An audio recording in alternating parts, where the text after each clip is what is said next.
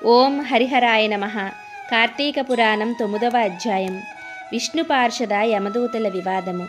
ఓ యమదూతలారా, మేము విష్ణుదూతలము, వైకుంఠము నుండి వచ్చితిము. మీ ప్రభువగు యమధర్మరాజు ఎటువంటి పాపాత్ములను తీసుకొని రమ్మని మిమ్మల్ని పంపెను అని ప్రశ్నించిరి.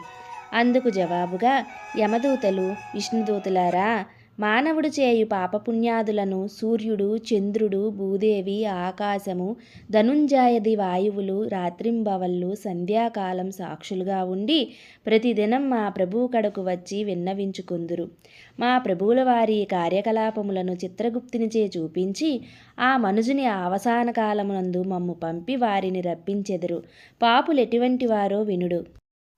వేదోక్త సదాచారములు విడిచి వేదశాస్త్రములు నిందించువారును, గోహత్య, బ్రహ్మహత్యాది మహాపాపములు చేసిన వారును, పరస్త్రీలను కామించిన వారును, పరాన్నబుక్కులు, తల్లిదండ్రులను, గురువులను, బంధువులను, కులవృత్తిని తిట్టి హింసించువారును, జీవహింస చేయువారును, దొంగ పద్దులతో వడ్డీలు పెంచి ప్రజలను పీడించువారును, జారత్వం, చోరత్వంచే భ్రష్టులగువారును, ఇతరుల ఆస్తిని స్వాహా చేయువారును, శిశుహత్య చేయువారును, శరణన్న వారిని కూడా వదలకుండా బాధించువారును, చేసిన మేలు మరిచిన కృతజ్ఞులను, పెండ్లిళ్ళు శుభకార్యములు జరగనివ్వక అడ్డు తగిలేవారు పాపాత్ములు. వారు మరణించిన వెంటనే తన కడుపు తీసుకువచ్చి నరకమందు పడద్రోసి దండింపమని మా యమధర్మరాజు గారి ఆజ్ఞ. అదటులుండగా ఈ అజామీలుడు బ్రాహ్మణుడై పుట్టి దురాచారములకు లోనై కులభ్రష్టుడై జీవహింసలు చేసి కామాంధుడై వావి వరసలు లేక సంచరించిన పాపాత్ముడు. వీనిని విష్ణులోకమునకు ఎట్లు తీసుకొని పోవుదురు అని అడుగగా విష్ణుదూతలు, ఓ యమకింకరులారా, మీరెంత అవివేకులు, మీకు ధర్మసూక్ష్మములు తెలియవు. ధర్మసూక్ష్మములు ఎట్టివో చెప్పెదను వినుడు.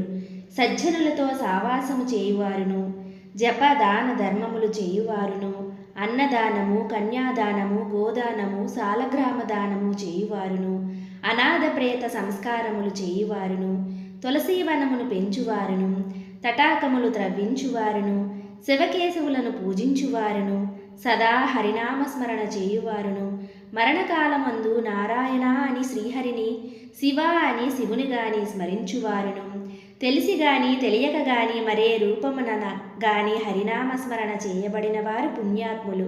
కాబట్టి అజామీనుడు ఎంత పాపాత్ముడైనను మరణకాలమున నారాయణ అని స్మరించుచూ చనిపోయిన గావున మేము వైకుంఠమునకు తీసుకొని పోవుదకు వచ్చితమని పలికిరి. అజామీలుడు విష్ణుదూతల యమదూతల సంభాషణను ఆలకించి ఆశ్చర్యము పొంది, ఓ విష్ణుదూతలారా, పుట్టిన నాటి నుండి నేటి వరకు శ్రీమన్నారాయణ పూజ గాని, వ్రతములు గాని, ధర్మములు గాని చేసి ఎరుగను. వర్ణాశ్రమములు విడిచి కులభ్రష్టుడునై నీచ కులకాంతులతో సంసారం చేసి తిని నా కుమారిని అందున్న ప్రేమచే నారాయణ అనినంత మాత్రమున నన్ను ఘోర నరక బాధల నుండి రక్షించి వైకుంఠమునకు తీసుకొని పోవచ్చున్నారు. ఆహా, నేనెంత అదృష్టవంతుడను! నా పూర్వజన్మ సుకృతము, నా తల్లిదండ్రుల పుణ్యఫలమే నన్ను రక్షించింది అని పలుకుచూ సంతోషముగా విమానమెక్కి వైకుంఠమునికి వెళ్ళెను.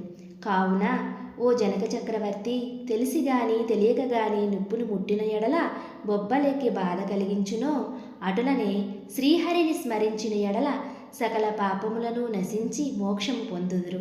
ఇది ముమ్మాటికి నిజము. 9వ అధ్యాయము సమాప్తం. ఈ వీడియో మీకు నచ్చినట్లయితే మరిన్ని మంచి వీడియోస్ కోసం ప్లీజ్ లైక్ చేయండి, షేర్ చేయండి, సబ్స్క్రైబ్ చేసుకోండి.